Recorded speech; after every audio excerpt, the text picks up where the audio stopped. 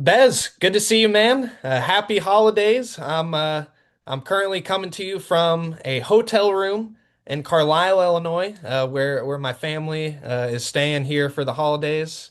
Uh, Excited to be back home. Got to see Missouri, Illinois last night, which means I didn't get to see Kansas play, but Jackson was there. Jackson has everything you need to know from that game. And today's episode is also going to be our annual semester grades video. We'll be going through each player on Kansas's roster, giving our grades, just kind of talking about each player, how they've been doing. And of course, with Darryn not playing yesterday, we also have to update Darryn's status. So, all of that and much more coming up next here on The Hum, a Kansas Hoops podcast via the Field of 68. See you guys on the other side.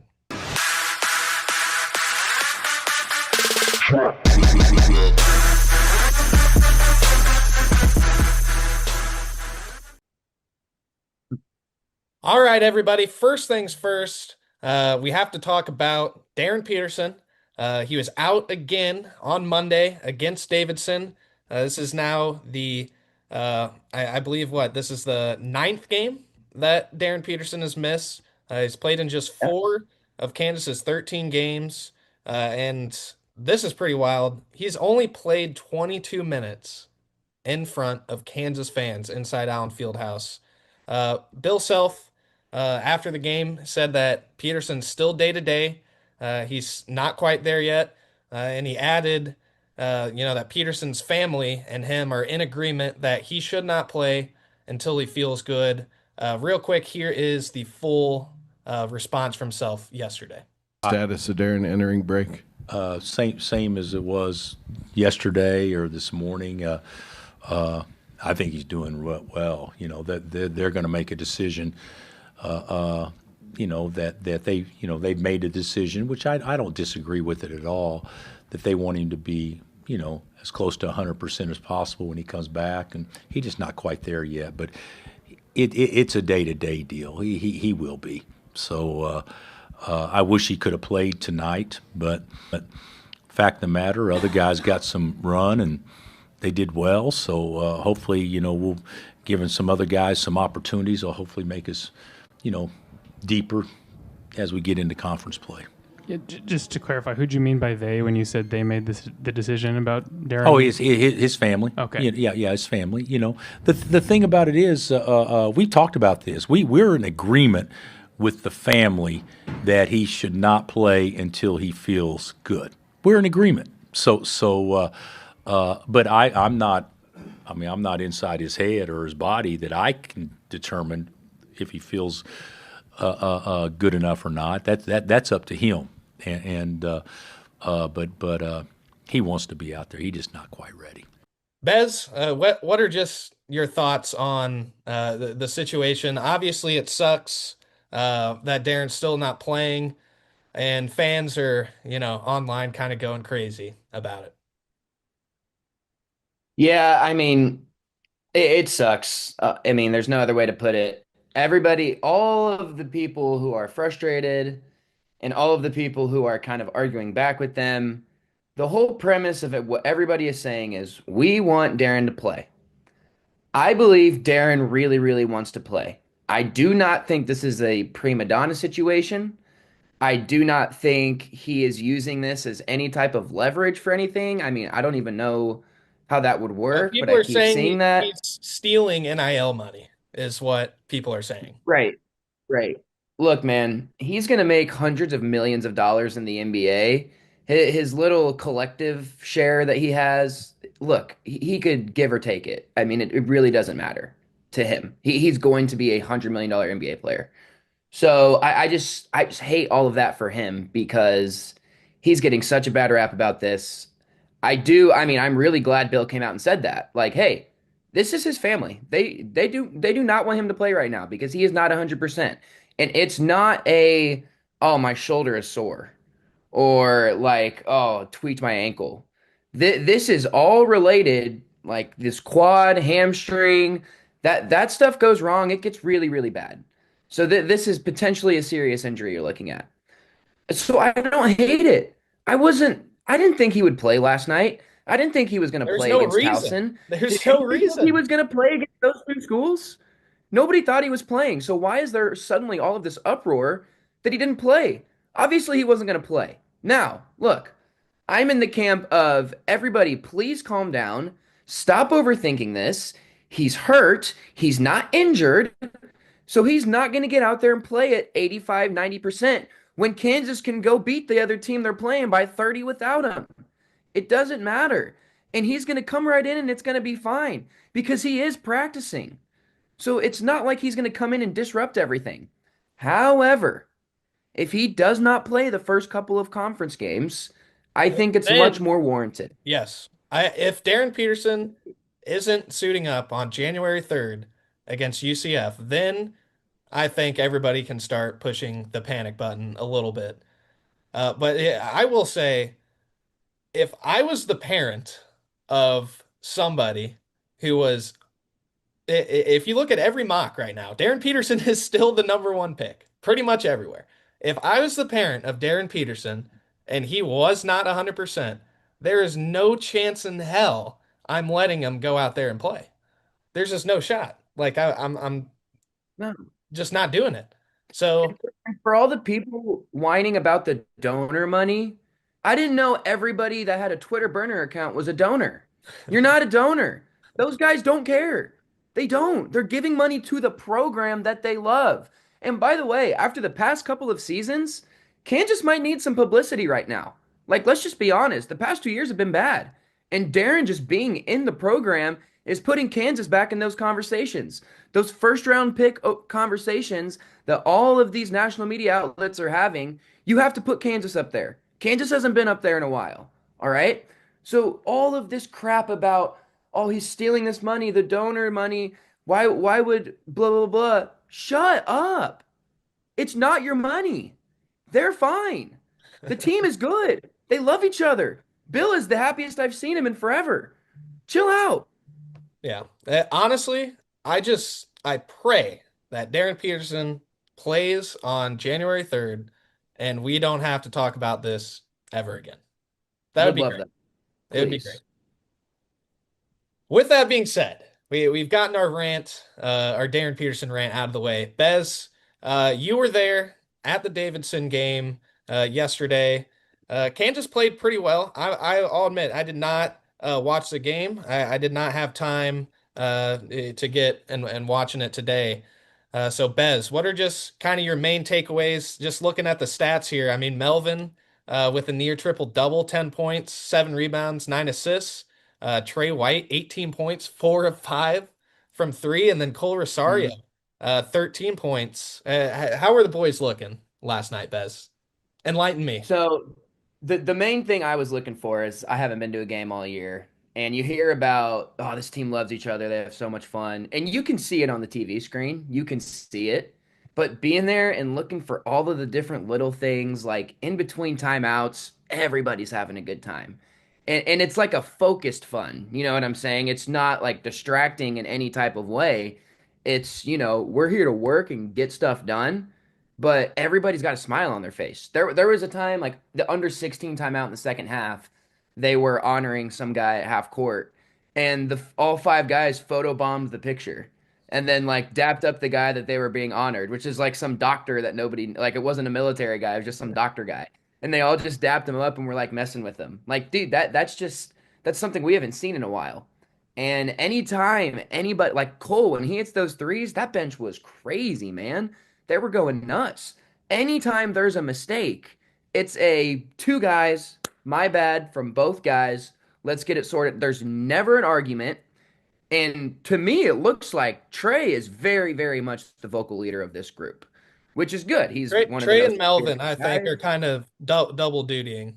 Yeah. Trey was carrying that torch last night, man. It was really nice to see that, and it's all like positive, And he'll get on guys, but it's not a, you know, hey, you're being lazy, you're being soft, wake up. It's a flow. You need to come hedge higher on that so I can get back to my guy. That's all of the conversation, all in the free throw line. They're just constantly communicating with each other. It's great to see. Game in general. Hey, Davidson did a pretty nice job on Flory. I'm not gonna lie. We were trying to get into our seal action, where he pushes his guy up the lane, and they had heavy help from the weak side pretty much every time. He So still it had was actually 18 and really, 8. really Still had good. 18 and 8. That's pretty nice. That's my thing, is that's how dominant this guy is. Because and he gets it in his spot.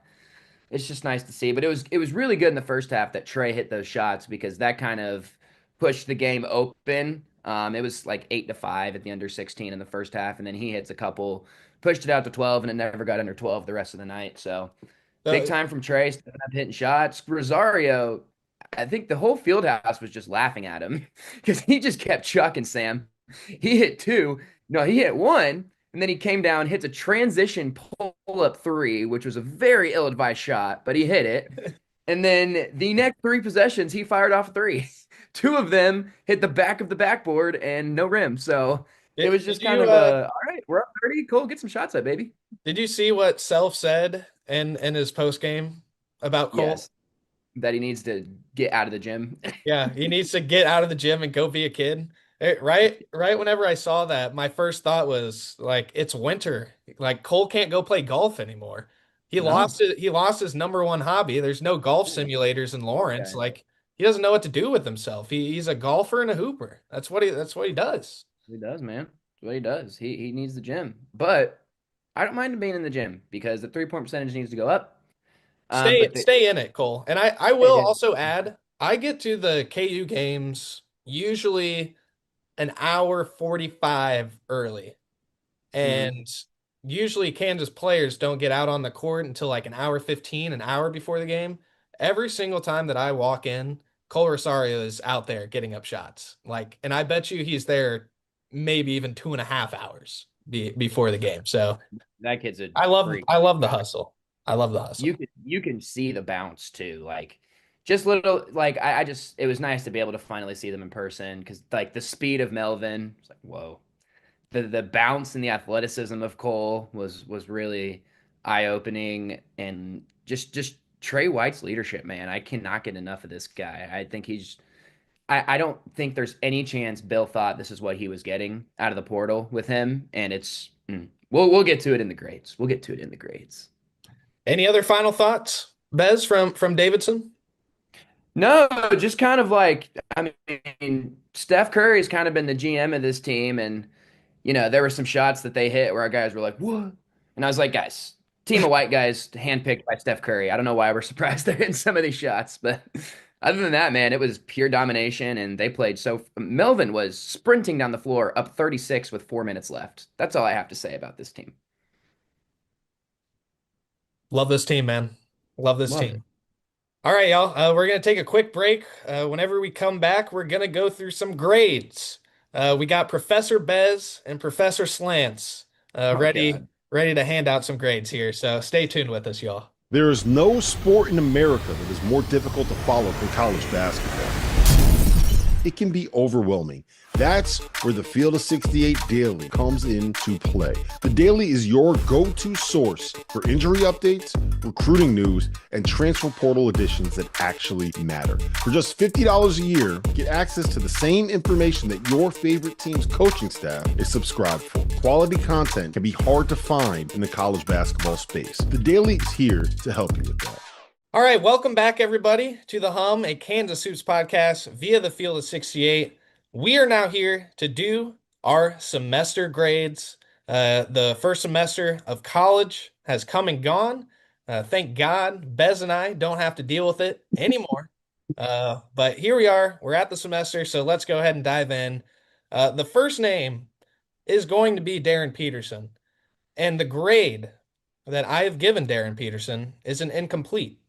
Now, those of y'all who might have gone to college and, you've done a couple assignments in this class, but you're nearing probable failure and you know that you're not going to be able to finish the class. So you hit up the professor, right? You let them know what's going on, and they say, you know what, that's fine. We'll give you an incomplete and you can finish it out later. That's what I'm giving Darryn Peterson. I'm giving him an incomplete. He's only played 4 games. He's got a lot more ahead of him. and he's gonna finish the class. He's gonna get the credit, but right now it's just incomplete. Yeah, I mean, I have to agree. I don't know what to give him. I have no idea. Like, yeah, I guess so. I guess he dropped first semester. He'll just pick it back up second semester. But he better be ready to study second semester because I'm tired of this. Even in the 4 games, though, guys, 19.3 points per game, 3.8 rebounds per game. Not too bad, not too shabby for Mr. Darryn Peterson in just 26 minutes per game. All right, let's move on now to Flory, the lone, not really the lone returner, but the lone returner who was productive last year. Bez, go ahead and give me your grade first and why. I was going between B and B plus, but I just went with a solid B. He's been good. I do really think that NC State game is not as close if he doesn't pick up two quick ones. And I just think I mean, you could say the same for Tennessee. Like the fact that this was a problem that we knew about coming into this year and it hasn't seemed to be solved yet is frustrating. And it's kind of scary because we've talked about this before. There's not really a plan B for Flory getting three fouls in the first half. Like now you're asking Bryson to play the five, which he can, but we are better as a team with him at the four. He is better as a player playing at the four. Now you've got Paul Mbaya off the bench, who seeing him in person, I mean, that guy, you talk about like a baby deer out there. Holy, he got a three in the key last night. It was just funny. He was what? Paul, you got to get out, bud. You can't stand there. So it's got to be fixed. It just has to be. But the mid-major games, he's just been completely dominant. He's clearly going to be just fine in the Big 12. He gets the ball in his spots. He doesn't hold it for too long, which is really, really nice because it keeps the flow of the offense moving. He knows when to kick it out. So of my expectations for him, he's been just slightly below so far what I've been expecting, just because I thought we'd figure out the fouls by now. But that's something for second semester. Saying we can get back in the lab, we can get back after it. Yeah, I would also say B.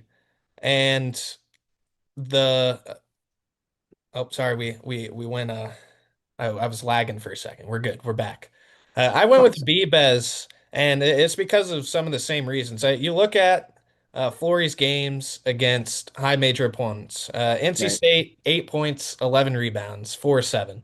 Mizzou, 10 points, 11 rebounds. UConn, 11 and 12. Tennessee, 13 and 7. Syracuse, 13 and 14. Duke, 14 and 6. North Carolina, he had 8 and 7. I think Flory's going to have to be a 15 and 10 guy against high major teams for Kansas to be really good. And the scoring, I don't think is quite translated to those games yet. But I also think whenever Darryn Peterson is playing, that'll help out Flory a lot too. Mhm. Just to have somebody whenever he drives downhill, every single person's eyes are going to be on Darryn Peterson, and he'll be able to just kind of, throw up some lobs to Flory. So I think Flory's been good. He hasn't been great. I don't think he's necessarily been the top, 25, player that a lot of people had him on, preseason on their lists. But I still think he can get there. So, did we go BB? Is that what we went? I BB? went B. BB? Let's do it. All right, let's do Melvin Council now. And Bez and I both have A plus. And there really isn't much to say that we haven't already said What what about else Mel. what else could he do to make you like if you're not an A plus, why? What did you think he was going to be? Because 36 in a game to drag your team to the finish line in overtime, hitting nine threes, everything else is gravy. I mean, And are you Bez, guys kidding even me? early in the season, whenever Melvin was, not scoring many points and was very inefficient from the field, both you and I were still on here like this dude is really good. Like he's been probably Great. one of Kansas's best players. And that was whenever he wasn't hitting shots, and now he's pulling up like there's nothing on his mind. He just doesn't give a And damn. he has completely changed the culture of our locker room with the barking and just the attitude and effort, the way he guards for 40 minutes. He's completely changed the like just the energy around this program. I think there's been a lot of guys that have led into that, but Melvin's the ringleader, man. He's the guy. When you talk about how much fun this team has, how they all like each other, anyone you talk to close to the program and they have like a fun story about the guys, Melvin is doing something outrageous. Like he's just honestly just reset Kansas basketball back to nobody plays harder than us, nobody loves it more than us. We're gonna get freaking after it every night. So A plus and plus the scoring and the shooting boom and the playmaking and the deep like he's been perfect for us. Been perfect. Yeah, he is leading the team in assists by quite a large margin. He has 67 assists this year. If you had to guess who's in second, who would it be, Bez? Trey, Right on. And Trey has 43. 30. He has 30 assists. Melvin has 67. Trey has 30. It's pretty absurd stuff there. All right, let's move on to Trey White now. I have the Bez? same exact thoughts. My opinions are the exact same going from Melvin to Trey. A plus plus for Trey. What what were you guys wanting? This is the best possible scenario of what he could have been. He's hitting the three at a crazy efficient level. That was not advertised. He's doing all the advertised stuff really well. He's the vocal leader of this group. Nobody talks on the floor more than him. He guards his butt off. He freaking rebounds. He's 6'5", plays like he's 6'9". What did you guys want? This is perfect. He A plus out of the building for Trey. Trey is not 6'5", by the way, Bez. He's like 6'7", What is I he, think. 6'6", 6'7"? I He does think he not might look be 6'7". 6'8". What do they have him listed at? Yeah, 6'7". They have him listed at 6'7". He's not 6'8". He's not six Yeah, eight. no, But he definitely. rebounds like a 6'10" guy. He really does. Like, I mean, his athleticism is outrageous. Yeah, Trey is currently averaging 14.5 points per game to go with 7 rebounds per game. If you told me preseason that Kansas would be getting 14 and a half and 7 out of Trey White, would have signed up for that immediately. Mm-hmm. So Trey White, I'm going A. I'm not going A plus. I'm going A just because of the one game. I forget which game it was already, because that's how good Trey has been. But there was one game Oh where yeah. he just kind of completely disappeared. But the next game right after that, I mean, he was on it from the jump. So yeah, we're gonna go A plus and A for Trey White. Let's do the final starter now, the final of the top five for Kansas this season. Let's do Bryson Tiller. And Bez, go ahead and hit me with yours. I went B plus here. Almost went B, but I think the reason I gave it B plus instead of B is because, he has that boom against North Carolina, right? Everyone's like, oh my gosh, Bryson, da da da. And he hasn't even been close to that since. But what surprised me is he's been inserted into the starting lineup, obviously, pretty much as a staple now. And he's kind of just played his role. Like he doesn't need to shoot. And it's pretty hard for a really talented freshman who's one of the biggest game of his life at that point, completely tears it up. And then to just sit back and go, no, that's okay. I don't need to do that all the time. I don't really want to do that all the time. Bill, what do you need from me? And I kind of wasn't expecting that. And he's just, he's a great power forward. You can plug him in there. Hey, if you need him to get 14, let's hunt some shots for him. You can give him a post touch. He's got a bag. He can get a shot off. He's really good passing out of the paint. And he rebounds great. He's guards well. Bill rips him and he stares right at him and nods. I've just been really impressed with the makeup of Bryson Tiller. He's not this overtime elite guy that needs to shoot 20 times a game, like he's a hooper and he plays his role in the system and he seems to like doing it. So B plus. Yeah, I'm gonna go B. Honestly, yeah, I'll go B plus as well with you, Bez. He scored double figures in what is that? Seven out of 13 games for Wow. Kansas. He's averaging 5.5 rebounds plus. Uh, there's a lot to like about what Bryson Tiller has done this season, and like you said, he just like there nothing like jumps off the page, right? Like Yeah, there's nothing that's just like wow, like Bryson Tiller, you know? But sometimes you need guys like that totally. who aren't going to do too much and just kind of play their roles. So uh, Bryson, he's one of the I think I could be wrong here, but I think he's averaging more minutes than Flory, just because he's kind of had to now be the backup five as well. So he's at 26 minutes per game. And let me check Flory here. I think part of that is too is like last night, for example, you're one of those games where you're up big, you're going to sit Flory for the better part of the last Flory's few played minutes. 30 minutes a game, but And Bryson, he's still those minutes are still valuable for him, right? Even in a blowout like that, just any minutes are good for him. And he's just been so solid, and he's a guy that you kind of know there's another level to what he's capable of. And in today's day and age, you just hope that he can maybe, if he doesn't figure it out in the second half of the season, that he'll stick around for another year and figure it out then. But you just never know now. But there's clearly something of like, oh, this could be pretty scary. having Cole, Elmarco, Jamari, and Tiller back next year, I think would be a really, really good That's start. dangerous, man. And honestly, like Flory is not. I don't believe Flory's on any NBA boards right now. So hopefully, maybe that's another. But that's for a whole nother episode. Right. Jamari McDowell. I'm looking. We both have A minus here. Uh, to be honest, like coming into the season, I wasn't even sure Jamari McDowell was going to play.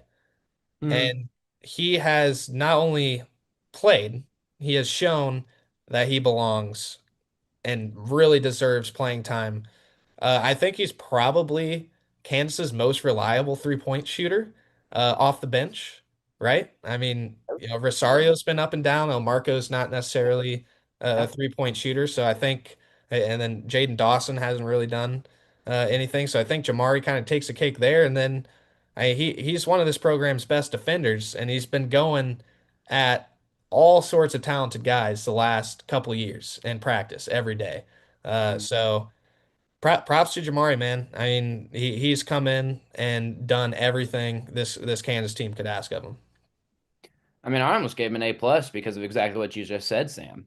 Like we had him ninth or tenth on our, little mini big board we had of the squad. And but at the same time, circumstances where DP goes down, Cole clearly needs a reset on the bench and doesn't need to be in the starting lineup. So now there's two guys down. So now you bump up two spots. All of a sudden, Bryce is in the starting lineup, so you get more bench minutes. And then, man, Darryn really can't go. So, Jamari, let's throw with you. I believe the first game, it was El Marco that started in the Darryn Yeah, Peterson spot, and yeah. then it went to Jamari right after. And because of what you just said, he's just a very, very consistent shooter. Now, I go A minus. A minus still very, very good, and Jamari has been excellent. But when he has the ball, nobody's afraid, right? He's not a threat with the ball. He is a very like he is a catch and shoot threat for sure.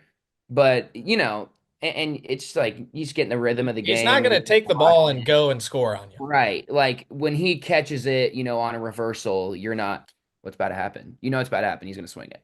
When Trey catches it, okay, something could happen here. Jamari's just not that type of player. And I think Marco provides a little bit more of that than him.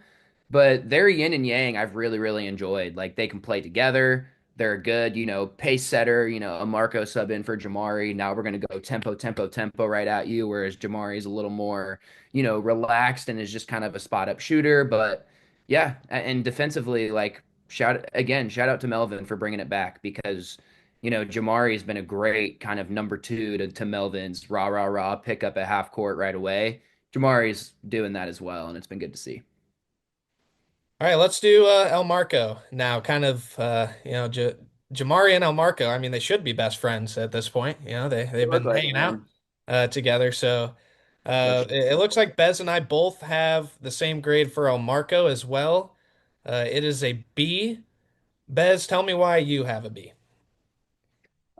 it's just it's more of kind of like Jamari, a circumstantial thing. He just hasn't had as many moments as Jamari's been able to have. And I think coming into the season, we had higher expectations for El Marco than we had for Jamari, right? So you got to give El Marco a little bit lower of a grade because their production's been kind of similar, a little edge to Jamari there, but you had the expectations for El Marco already. And but I do like his change of pace when he checks in, and his ability to get downhill. He's still a little erratic when he gets to the hole, but he's been better this year than he was his freshman year. Again, another guy who's willing to guard. Like I can't emphasize that enough to where it's just such a tone setter. It just makes you so exhausting to play when even your second guard off the bench is going to pick you up and make life hell for you. But, outside of the Tennessee game, there hasn't been a pop and there hasn't been a big El Marco moment. But I would have given him a B minus if not for the Tennessee game. But that second half was so nuts. So you got to bump him up a little bit. Yeah, preseason, I probably thought El Marco would either be the two next to Darren, and I thought the lineup, of course, no Tiller in there. I thought it would be, Darren, El Marco, uh, Rosario, then Trey and Flory, Okay. and then kind of, Bryson as a backup big, and then Dawson, or I kind of had El Marco as that six man. Uh, which I honestly think Bez was probably unfair to expect with him, Yeah, coming probably. off the injury, with him, he was a highly touted, prospect in high school, but I mean, let's be honest, Bez, that class, is not aging very well. No, that was you're That was not a guessing. good class to be top, No. 25 or But whatever he 20 was. through 220 was pretty interchangeable. Like those 200 guys could have gone either way. So I think it was a little unfair what we expected of of El Marco. There we go. Correct. Yeah. But he's done fine. He's done fine. Let's see. He's averaging off the bench in 17 and a half minutes per game. He's only averaging 3.8 points. But he has 22 assists. That's third most on the team. And he just knows his role. Yeah. And really, that's all it is. Yep. If you're a bench guy, know your role, come in, perform. All right, so we're gonna do Jaden, or sorry, Cole Rosario. Cole Rosario. We have not done Hmm. Cole Rosario yet. Uh, This one was so hard for me. yeah, So hard. this was hard for me too because again, the expectations for Cole Rosario Exactly. may have been a little unfair for him, Right. right? Right. Like come in and like, oh, you were a top 150 recruit about, 3 months before you got to campus, and then you just absolutely skyrocketed from EYBL, and then he played overseas in overtime, came to college early, and then you're just expected, oh yeah, you got to be Yep. a Just gonna performer. keep doing it. It's just not that easy. So Hmm. giving Cole a little bit of slack, but still have him at a C because I expected a little bit more. Now I think he could still get there. And I think maybe throwing him to the Wolves, putting him in that starting lineup, he just wasn't ready for that right away. He's now gotten time, get on the bench, uh, you know, get in the flow of the game, come out there, hustle, grab every offensive rebound known to man, and then just learn. I think he's done a good job of that. And Yeah, I the went three C point the plus. 3 point shot will come. It will come. Yeah. Yeah. I'm not worried about that. I went C plus.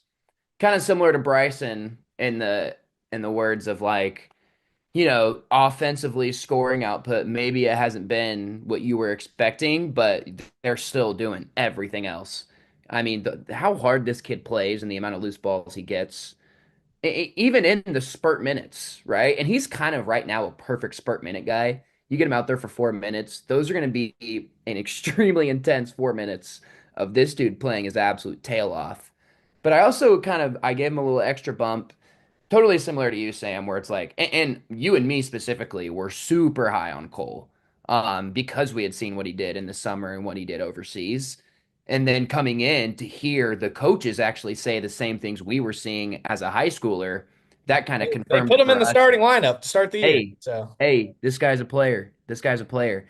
And it didn't work out, but you see it still, right? Like you can see it when he's out there and those good moments and he's still so young, Sam, is the thing. And it's just about how many good moments can I patch together in an 8 minute span? And then how many good minutes can I patch together in a 13-minute span? And then as those minutes start to increase, can you start patching together all these good moments to where you get to February and you're second in the conference and you're playing Arizona, Cole, we need like 8 or 9 really, really good moments out of you in the second half.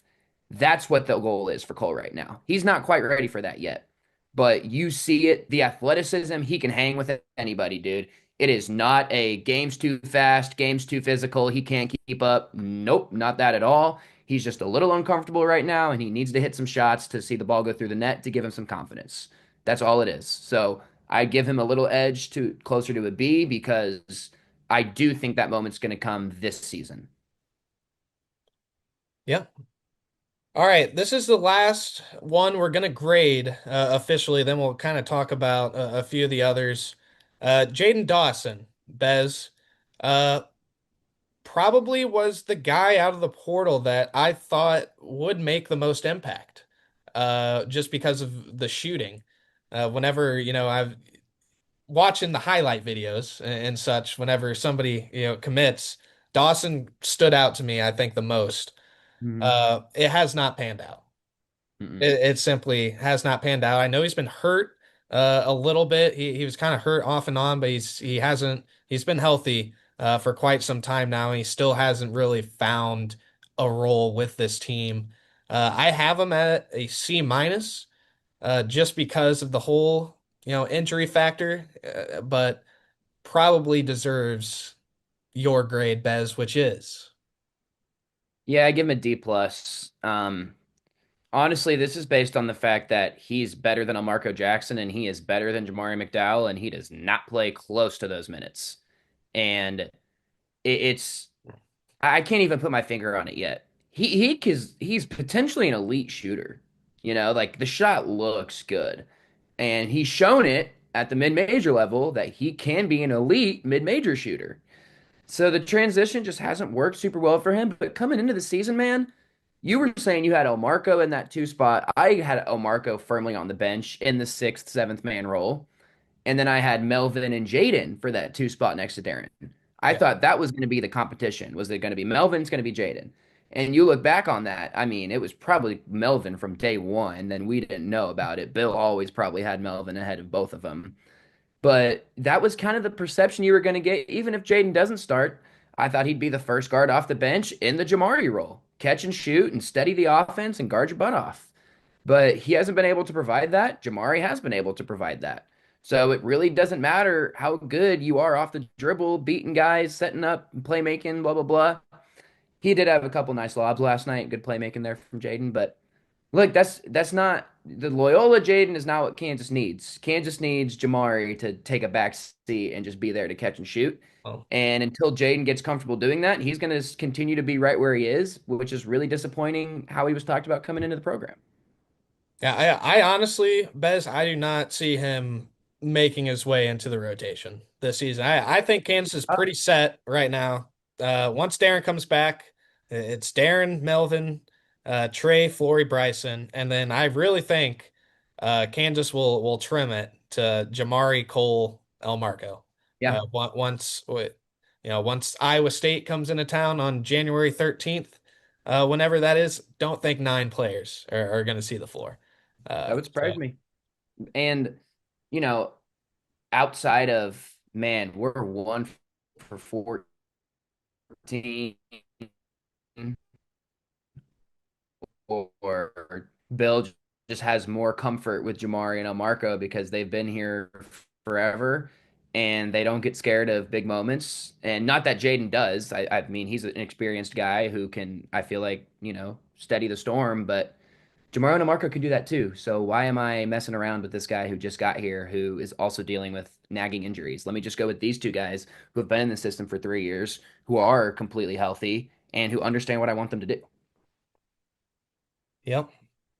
All right. The people that we are not going to grade, G, Nagala, we're not going to grade him.